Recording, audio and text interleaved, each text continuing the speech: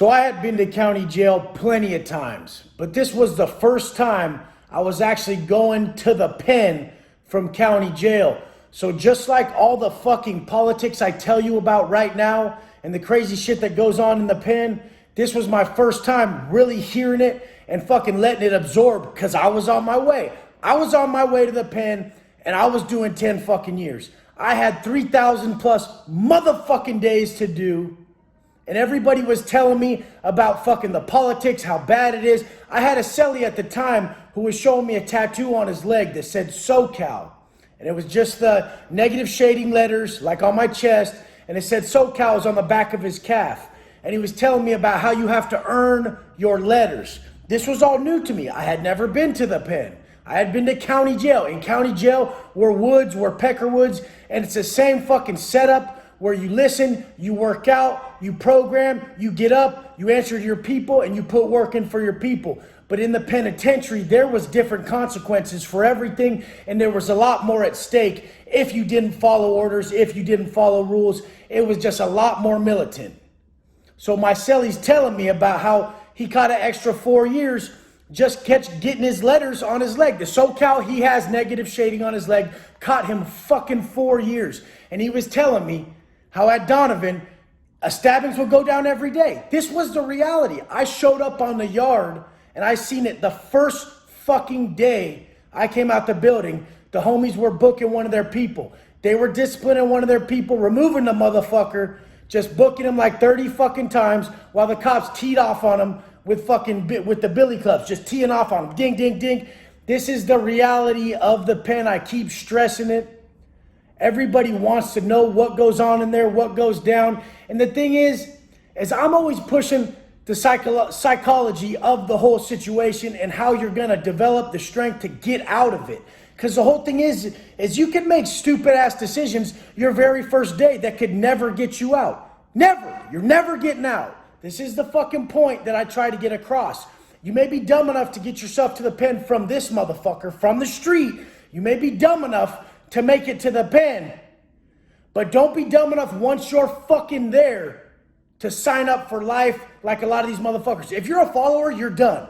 They're going to wash you up. You're going to put in your work. You're going to not be in control of your emotions. You're not going to have listened to all the habitual construction and the ways to get over how you feel. And you're just going to act out. You're going to seek drugs. You're going to have a fucking problem. You're going to have all these vices. They're going to lead to a life sentence. I've seen it happen way too many fucking times. Some people who don't even have vices, this happens to. So the point is I roll up into county jail and my fucking cellie's telling me all this shit about how it goes down in the pen.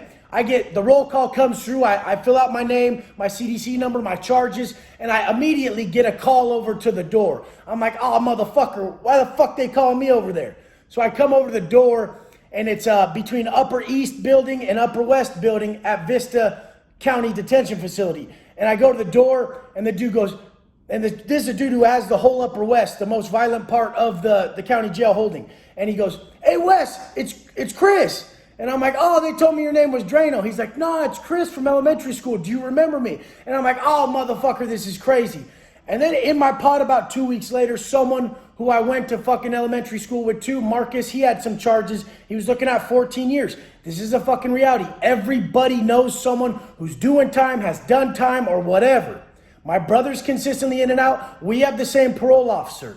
You're not going to get out of your badass behavior. So listen to these things that I fucking tell you. The habitual construction, the way of acting, taking pride in being a real man, walking the fuck away when you know you had the chance to. If you don't have the fucking chance to stand up for your fucking family, God knows I would. Anyone comes around my family, it's a wrap. If I can't walk away from it, if we can't fucking get ourselves out of there safely and they're trying to approach them, yeah, it's done. There's no way around it. But if you can fucking avoid it, trust me, when you're sitting in the back, when you caught all that time, that regret is going to eat you alive. You're going to think of every situation you could have avoided this. This is the height of everything.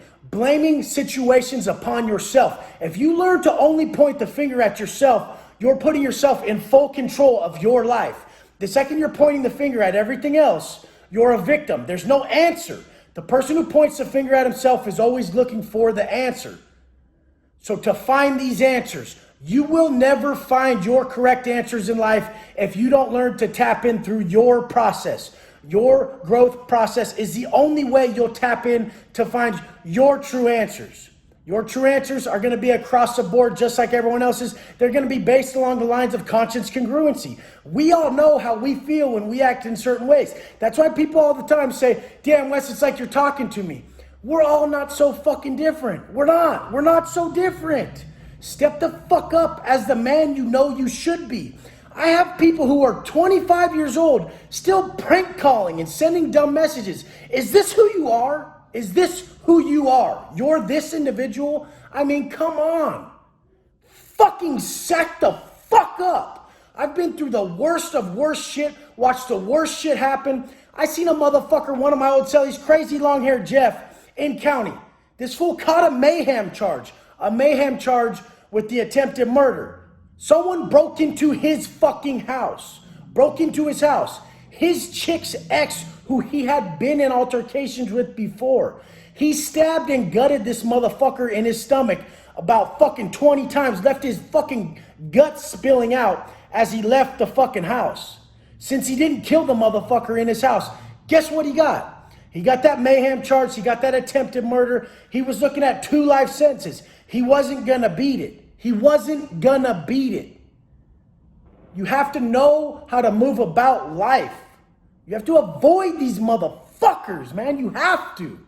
This is all you fucking can do, is look at situations, identify the risk, see if it's motherfucking worth it. Do you see me out at big ass events and shit since I've been out? Fuck no, I'm not going there. There's too many liabilities. I'm not gonna be able to teach all these motherfuckers how to act on the fly. All I can do is control my reaction. So my reaction is gonna be, let's get the fuck out of here. This dude's obviously lost.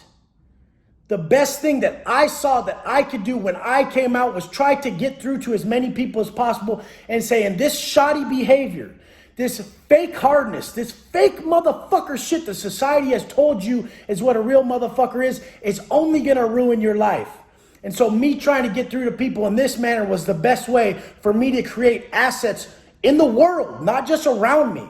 If we all pushed character like this to our people in our immediate lives and everyone around us and on social media, and we weren't glorifying this gay ass fucking bullshit ass behavior, you wouldn't have the old me at your fucking doorstep, masked up, taking your motherfucking shit. Only reason I'm so fucking just serious about this shit is because I know what motherfuckers are capable of.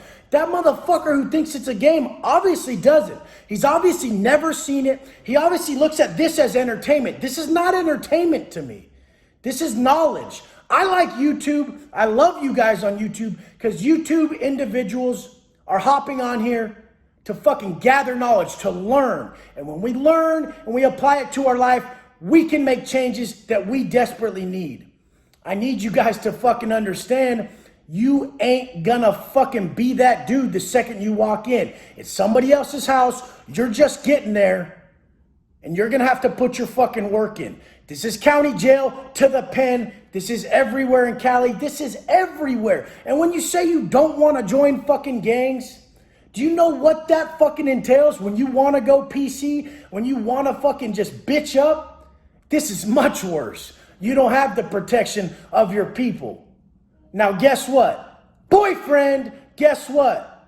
No protection, guess what? Other races in the mix. I really can't speak. I don't know shit about PC yards, but I know what happens when you're GP and what you're protected from in this shit. So step the fuck up in your daily life and don't bring yourself down that bullshit asshole. If a man is right, his world will be right. Don't put yourself around these liabilities in the free world, and always try to turn everybody around you into assets with action. Personify the teaching. Be the man which you admire. Be the man you admire in every way.